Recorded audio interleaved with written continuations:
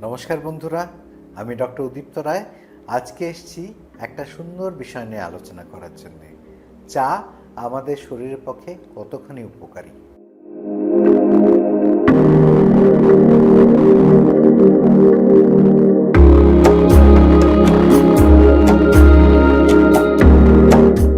চা বাঙালি জীবনের একটা বড় উপাদান। রবীন্দ্রনাথ পর্যন্ত বলে গেছেন, বাঙালি চাতক পাখির মতো চায়ের অপেক্ষা করে। সেটা কি ঠিক? কতখানি স্বাস্থ্যসম্মত? চা অবশ্যই আমাদের কাছে একটা বড় আশীর্বাদ। যদি প্রতিদিনের জীবনে হালকা চা দুধ এবং চিনি ছাড়া খেতে পারেন, অজস্র উপকারিতা পাবেন।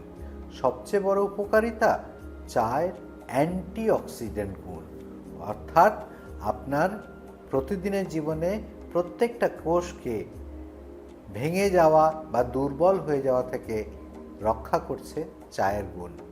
কফি প্রসঙ্গে বলি, সেটাও অনেক গুণ আছে, কিন্তু প্রতিটিরই একটা পরিমিতি বোধ মেনে চলা উচিত, নইলে যে কোনো খাবার থেকেই সমস্যা হতে পারে।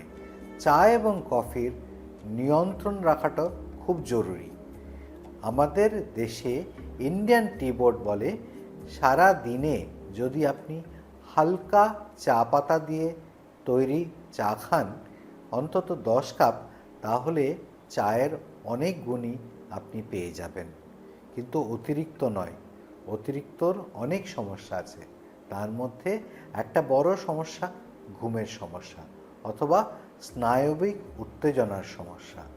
নার্ভগুলো অতিরিক্ত উত্তেজিত হলে আপনারই সমস্যা। তাই চা এক কথায় বড় টনিক, যদি নিয়ম মেনে খান।